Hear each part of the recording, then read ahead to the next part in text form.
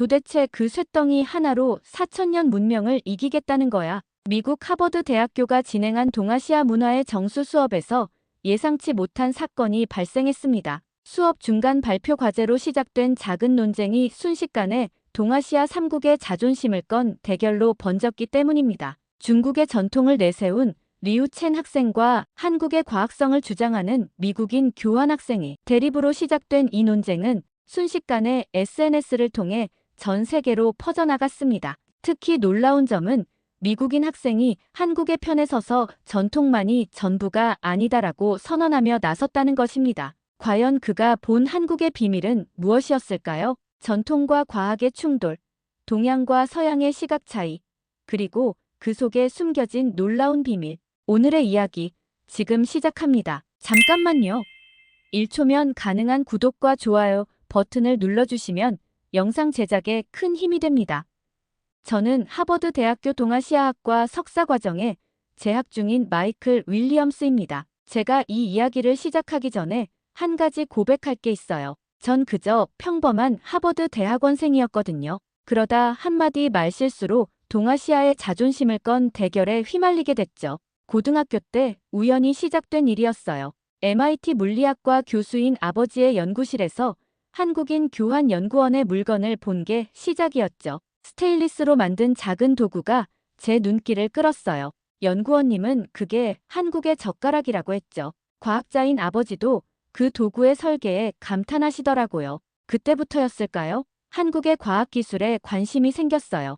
특히 전통 문화의 과학을 접목하는 방식이 흥미로웠죠. 보스턴 대학의 문화인류학 교수인 어머니도 제 관심사를 지지해 주셨어요. 하버드에 입학하고 동아시아학을 선택한 것도 그래서였죠. 브라운 교수님의 동아시아 문화의 정수 수업을 들으며 드디어 제가 그토록 궁금해하던 것들을 깊이 연구할 수 있게 됐어요. 그런데 그날 제 한마디 말실수가 모든 걸 바꿔놓았어요.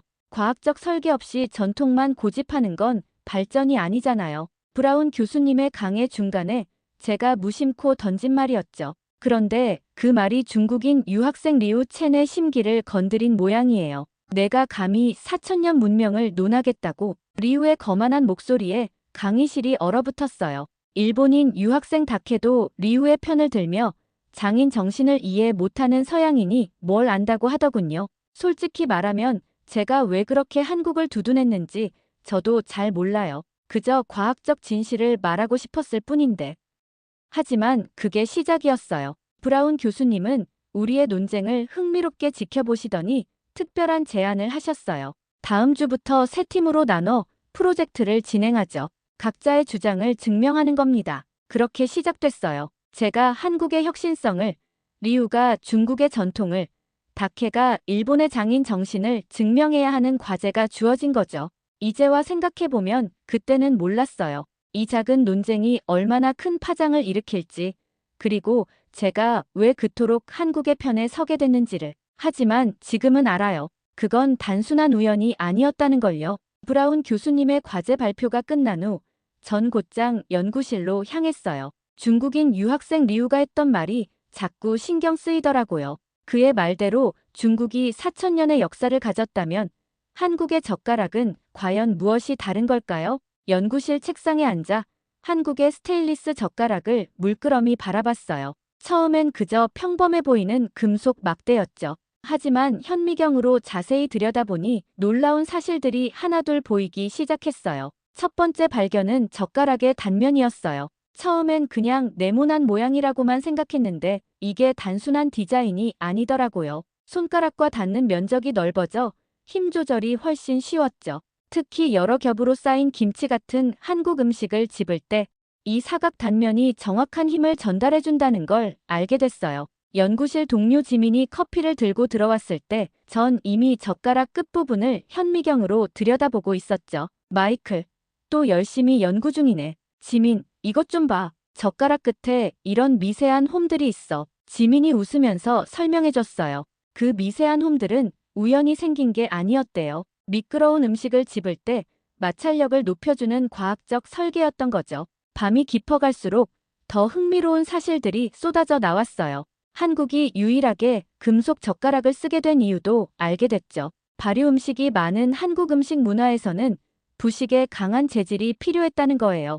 게다가 삼국시대부터 이어진 금속 공예 기술이 이런 발전을 가능하게 했대요. 다음 날 아침, 연구실에서 밤을 새우고 나니 온몸이 뻐근했지만 머릿속은 더없이 명확했어요. 리우의 말처럼 역사가 전부가 아니었어요. 전통의 가치를 인정하면서도 그것을 현대적으로 재해석하고 과학적으로 발전시킨 것. 그게 바로 한국 젓가락의 특별함이었죠. 점심시간, 식당에서 지민과 마주 앉았을 때였어요. 옆자리에서 들려온 리우의 목소리가 또다시 긴장감을 불러일으켰죠. 이거 봐. 우리 중국 젓가락은 길이가 길어서 멀리 있는 음식도 쉽게 집을 수 있어. 이게 바로 4천년의 지혜라고. 전 묵묵히 제 젓가락으로 김치를 집어 올렸어요. 사각 단면 덕분에 김치가 미끄러지지 않고 깔끔하게 집혔죠. 지민이 살짝 미소 지었어요. 우리는 말없이 눈빛을 교환했죠. 이제 우리가 해야 할 일이 무엇인지 분명해졌으니까요. 그날 저녁, 전 연구실 책상 위에 작은 메모를 남겼어요. 과학은 전통을 부정하는 게 아니라 더 나은 미래로 이끄는 것. 이제 우리는 이걸 증명해 보여줘야 했어요. 브라운 교수님의 프로젝트를 통해서요. 브라운 교수님의 첫 번째 시험은 의외로 단순해 보였어요. 작은 콩을 한 그릇에서 다른 그릇으로 옮기는 거였죠. 하지만 그게 전부가 아니었어요. 보통 콩이 아닌 올리브 오일에 절인 콩을 옮겨야 했거든요. 강의실 앞쪽에 3개의 테이블이 놓였어요. 각 테이블마다 서로 다른 젓가락이 준비되어 있었죠. 리우는 자신만만한 표정으로 중국 젓가락을 들었어요. 긴 대나무 젓가락이었죠. 옆에선 다케가 일본의 나무 젓가락을 조용히 집어들었고요. 시작하겠습니다. 교수님의 말씀이 떨어지자마자 리우가 재빠르게 콩을 집어 올렸어요. 긴 젓가락을 자유자재로 다루는 모습이 인상적이었죠. 하지만 곧 문제가 생겼어요. 미끄러운 풋콩이 자꾸 젓가락 사이로 빠져나가는 거였어요. 이게 왜 이러지? 리우의 목소리에 당황스러움이 묻어났어요. 옆을 보니 다케는 뾰족한 젓가락 끝으로 정확하게 콩을 집어 옮기고 있었죠. 하지만 나무 젓가락이다 보니 기름기 있는 콩을 집을 때마다 살짝씩 미끄러지는 게 보였어요. 전 천천히 숨을 골랐어요. 지민과 함께 밤새 연구한 것을 떠올리며 스테인리스 젓가락을 들었죠. 처음엔 무게 때문에 손이 약간 떨렸어요. 하지만 이내 그 무게가 오히려 장점이 된다는 걸 깨달았죠. 젓가락 끝에 미세한 홈이 콩을 단단히 잡아주었어요. 사각 단면 덕분에 힘 조절도 훨씬 수월했고요. 한 번 집은 콩은 절대 미끄러지지 않았죠. 과학적 설계라 리우가 제 모습을 지켜보다 작게 중얼거렸어요. 그의 목소리에 처음으로 흔들림이 느껴졌죠. 30분 후 결과가 나왔어요. 제가 49개로 1등, 다케가 45개로 2등, 리우는 41개를 옮겼죠. 하지만 이게 끝이 아니었어요. 교수님이 두 번째 접시를 가져오셨거든요. 이번엔 국수예요. 잘게 썬 면을 한 가닥씩 옮겨보죠. 리우의 얼굴이 굳었어요.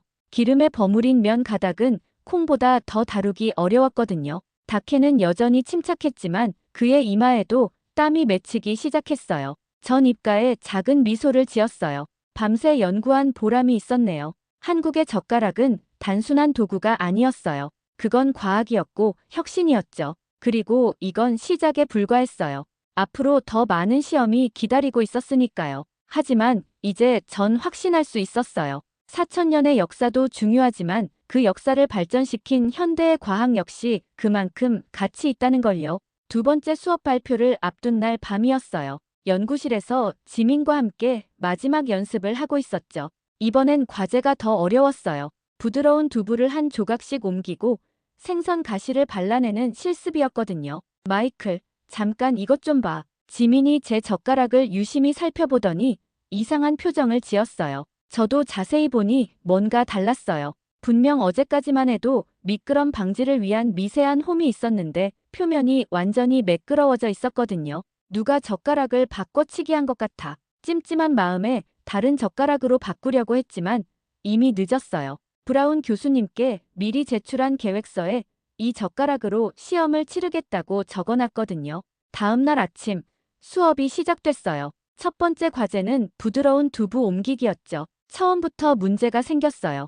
두부가 자꾸만 미끄러져 내렸어요. 평소보다 훨씬 힘들었죠. 리우가 살짝 비웃는 게 들렸어요. 그의 대나무 젓가락은 두부를 부드럽게 감싸 안 듯 집어 올렸죠. 다케도 뾰족한 나무 젓가락으로 정교하게 두부를 다루고 있었고요. 힘드신가 보네요. 윌리엄스 씨. 리우의 말이 귓가를 맴돌았어요. 하지만 전 포기할 수 없었죠. 지민과 밤새워 연구한 게 떠올랐어요. 스테인리스 젓가락의 무게. 그래요. 오히려 이 무게를 이용하면 되는 거였어요. 젓가락 끝에 힘을 덜 주고 대신 무게 중심을 활용하기 시작했어요. 천천히, 하지만 더 안정적으로 두부를 옮길 수 있었죠. 리우의 얼굴에서 미소가 살짝 사라졌어요. 하지만 진짜 시험은 그 다음이었어요. 생선 가시 발라내기였죠. 매끈한 젓가락으로 섬세한 작업을 해야 한다는 게 너무 부담스러웠어요. 손에 땀이 나기 시작했죠. 시간은 5분입니다. 브라운 교수님의 말씀이 떨어지자마자 다들 작업을 시작했어요. 다케의 뾰족한 젓가락이 생선 가시를 정교하게 발라내는 게 보였어요. 리우도 긴 젓가락으로 능숙하게 작업하고 있었고요. 전 잠시 눈을 감았어요. 그리고 지민의 말이 떠올랐죠. 젓가락은 도구야. 도구에 지나치게 의존하면 오히려 실력이 늘지 않아. 맞았어요. 미끄럼 방지 홈이 없어진 게 문제가 아니었어요. 중요한 건 제 손끝의 감각이었죠. 천천히 호흡을 고르고 다시 시작했어요. 스테인리스 젓가락의 단단함을 이용해 정확한 힘을 주기 시작했죠. 교수님이 결과를 발표하실 때 리우의 표정이 굳어졌어요. 제가 2등을 했거든요. 1등은 다케였어요. 리우는 3등이었죠. 다음은 마지막 과제예요. 라면 먹기를 시연해보죠. 브라운 교수님의 말씀에 리우가 자리에서 벌떡 일어났어요. 뭔가 말하려는 듯 했지만 이내 입을 다물었죠. 그의 눈빛이 심상치 않았어요. 마지막 시험을 준비하면서 문득 생각했어요. 이제 진짜 실력을 겨뤄야 할 때구나. 더 이상의 방해는 없을 테니까요. 이제 모두가 지켜보고 있으니까요. 처음엔 단순해 보였지만 이게 가장 어려운 과제라는 걸 곧 깨달았죠. 젓가락으로 미끄러운 면을 다루는 건 생각보다 복잡한 기술이 필요했거든요. 면을 먹는 방식도 평가 대상입니다. 각자 자신의 문화를 보여주세요. 브라운 교수님의 말씀에 리우가 자신만만하게 웃었어요. 중국은 오랜 면 문화를 가진 나라니까요. 다케도 여유가 있어 보였고요. 라멘의 나라 일본 아니겠어요? 첫 번째로 리우가 시작했어요. 그의 긴 대나무 젓가락이 면을 부드럽게 들어올렸죠. 면을 젓가락으로 살짝 감아 올린 다음 국물과 함께 조용히 먹어내는 모습이 인상적이었어요. 다케는 또 다른 스타일을 보여줬어요. 뾰족한 젓가락 끝으로 면을 정확하게 집어 올린 뒤 일본식으로 후루룩 소리를 내며 먹었죠. 면발을 즐기는 표현이라고 하더라고요. 드디어 제 차례. 스테인리스 젓가락을 들고 있으니 손이 살짝 떨렸어요. 미끄러운 젓가락으로 미끄러운 면을 먹어야 한다니. 게다가 어떤 방식으로 먹어야 할지도 고민됐죠. 그때 지민이 옆에서 작게 속삭였어요. 마이클, 우리는 숟가락도 있잖아. 그래요.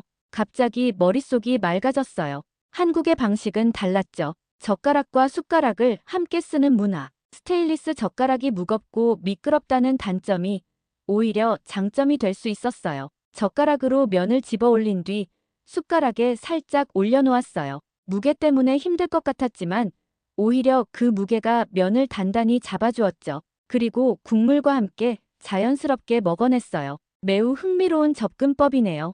브라운 교수님이 고개를 끄덕이셨어요. 리우가 뭔가 말하려는 듯 입을 열었다가 다시 다물었죠. 다케는 생각에 잠긴 듯 했고요. 젓가락은 단순한 도구가 아닙니다. 그건 문화이자 지혜예요. 한국의 스테인리스 젓가락은 전통의 계승이면서도 새로운 혁신을 담아냈죠. 무게가 있어 힘들 수 있지만 그 무게가 주는 안정감이 있어요. 미끄러울 수 있지만 그래서 더 섬세한 기술이 발전했고요. 브라운 교수님의 말씀이 강의실에 울렸어요. 문득 리우를 바라봤는데 그의 표정이 달라져 있더라고요. 뭔가 깨달은 듯한 그런 표정이었죠. 하지만 이야기는 여기서 끝나지 않았어요. 리우가 무언가를 숨기고 있다는 걸 눈치챘거든요. 그리고 그 비밀은 곧 드러났죠. 저녁 늦게 연구실에 남아있을 때였어요. 며칠 전 젓가락이 바뀐 일이 자꾸 신경 쓰여서 다시 한번 자세히 살펴보고 있었죠. 현미경으로 보니 원래 있던 미세한 홈들이 인위적으로 깎여나간 흔적이 선명했어요. 전문가의 손길이 분명했죠. 일반적인 도구로는 이렇게 정교한 작업이 불가능했을 테니까요. 연구에 몰두하고 있을 때 지민이 가져온 연구실 CCTV 영상은 충격적이었어요. 며칠 전 새벽, 리우가 연구실에 몰래 들어와 정교한 연마 도구로 젓가락을 조작하는 장면이 찍혀 있었죠. 더 놀라운 건 다케도 함께 있었다는 거예요. 리우가 젓가락을 조작하는 동안 다케는 밖에서 망을 보고 있었어요. 다음 날 아침, 평소보다 일찍 강의실에 도착했어요. 리우의 책상 서랍에서 발견한 노트를 보니 다케와 주고받은 메시지들이 적혀 있었어요. 둘은 처음부터 한국을 이기기 위해 짜고 있었더군요. 리우는 어차피 한국은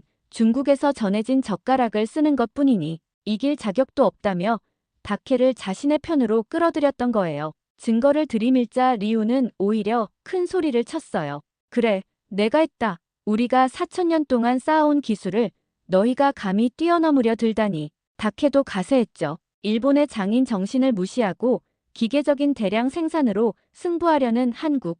우리가 참을 수 없었을 뿐이야. 브라운 교수님이 들어오시자 두 사람은 잠시 입을 다물었어요. 하지만 그들의 눈빛은 여전히 적대적이었죠.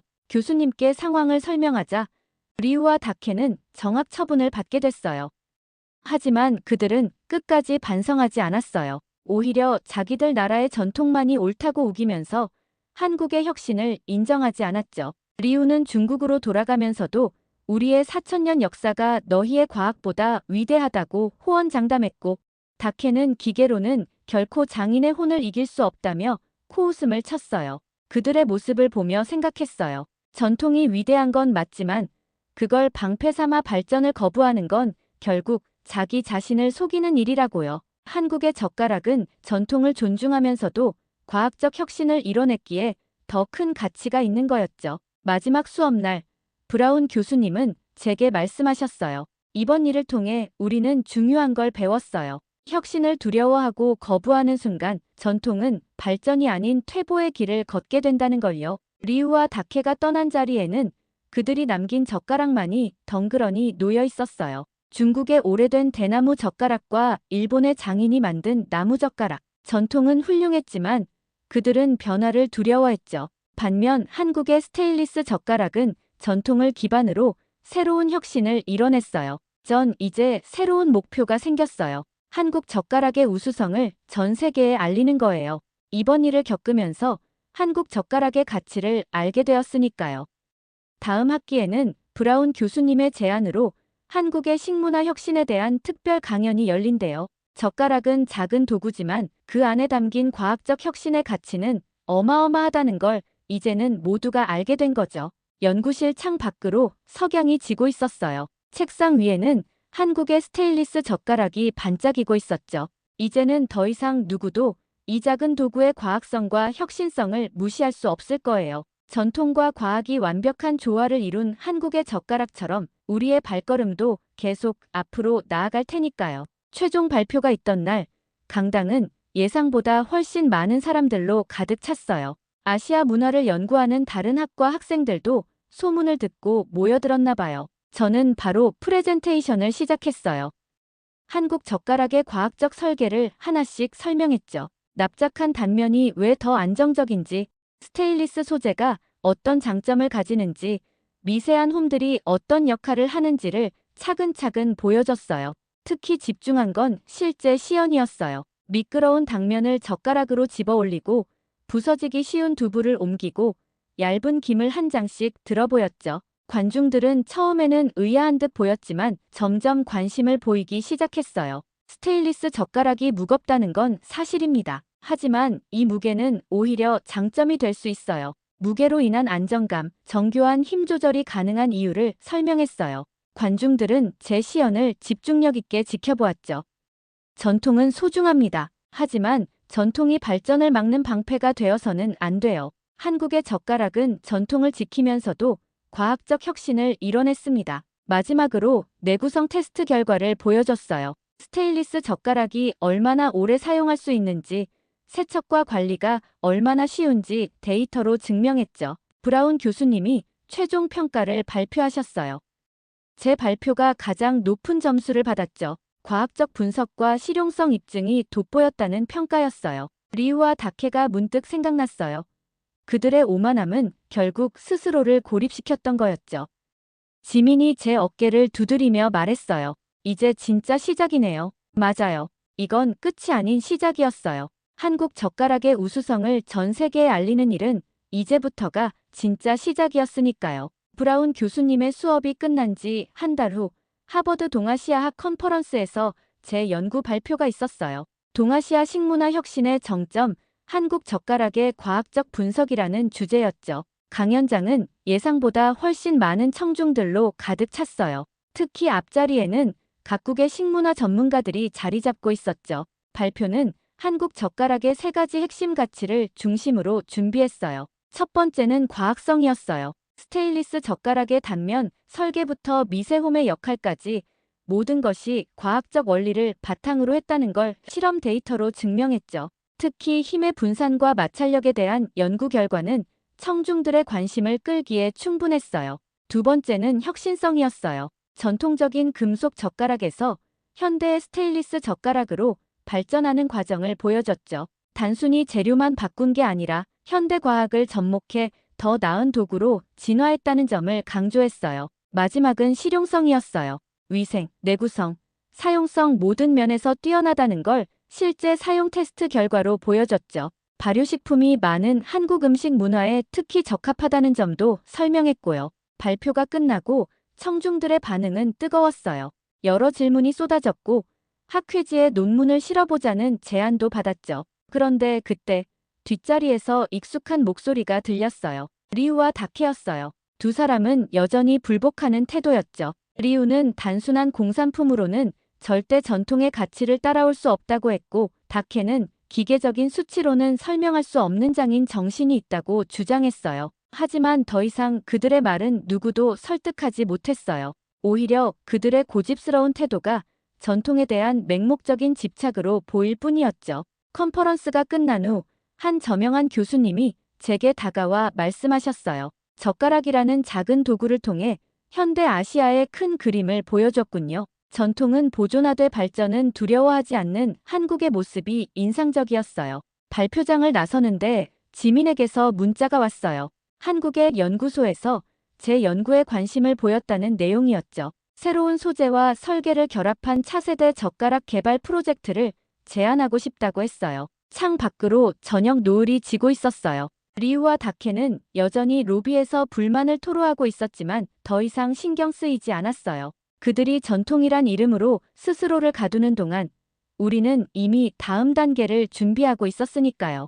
연구실로 돌아오는 길에 생각했어요. 전통과 과학은 결코 대립되는 개념이 아니라는 걸요. 오히려 서로를 보완하고 발전시킬 수 있다는 걸 한국의 젓가락이 완벽하게 증명해냈으니까요. 제 책상 위에는 그동안의 연구 자료들이 가지런히 정리되어 있었어요. 상점가의 한 기념품 가게 앞에서 한국 스테인리스 젓가락을 고르는 외국인 관광객들의 모습이 떠올랐죠. 지민이 보내준 뉴스처럼 뉴욕 타임스퀘어와 LA의 마트에서도 비슷한 광경이 펼쳐지고 있다니 생각만 해도 뿌듯했어요. 리우와 다케의 반발은 계속되겠지만 이제는 더 이상 신경 쓰이지 않았어요. 제 눈앞에 놓인 다음 연구 주제가 더 흥미로웠으니까요. 스테인리스 젓가락으로 보는 한국의 실용문화 연구를 위해 몇몇 대형마트의 매출 데이터도 받아뒀고 외국인들 인터뷰도 예약해 놓았어요. 브라운 교수님도 이 주제라면 국제학술지에 실릴 만하다고 하셨죠. 노트북을 열어 새로운 연구의 개요를 정리하는데 지민에게서 또 연락이 왔어요. 이번엔 독일 마트에서도 한국 젓가락 품절 사태가 벌어졌다네요. 이제 정말 바빠질 것 같았어요. 처음엔 그저 평범한 수업의 과제로 시작했던 일이 이렇게 특별한 경험이 될 줄은 몰랐네요. 작은 젓가락 하나로 시작된 이야기였지만 그 속에 담긴 한국의 지혜를 세계에 알릴 수 있어서 정말 기뻤답니다. 오늘은 하버드대 동아시아학 석사과정의 마이클이 들려준 한국 젓가락 이야기였습니다. 작은 젓가락 하나를 통해 한국의 과학적 혁신성이 얼마나 뛰어난지 다시 한번 확인할 수 있었습니다. 전통을 고집하는 것이 아니라 과학적 원리로 발전시키고 실용성을 더했다는 점이 특히 인상적이었죠. 뉴욕 타임스퀘어와 LA의 대형마트에서 한국 스테인리스 젓가락을 사려는 긴 줄이 이어지는 것만 봐도 그 인기를 실감할 수 있습니다. 여러분도 한국을 찾은 외국인들이 기념품으로 스테인리스 젓가락을 사가는 모습을 본 적 있으신가요? 그런 모습을 보면서 어떤 생각이 드셨는지 여러분의 경험과 생각을 댓글로 남겨주세요. 감동 마이크는 앞으로도 전 세계에서 전해오는 따뜻하고 감동적인 한국에 대한 사연들을 소개해드리도록 하겠습니다. 여러분의 많은 관심과 사랑 부탁드립니다. 구독과 좋아요, 알림 설정으로 다음 이야기도 함께 해주세요. 끝까지 시청해주셔서 감사합니다. 행복한 하루 보내세요.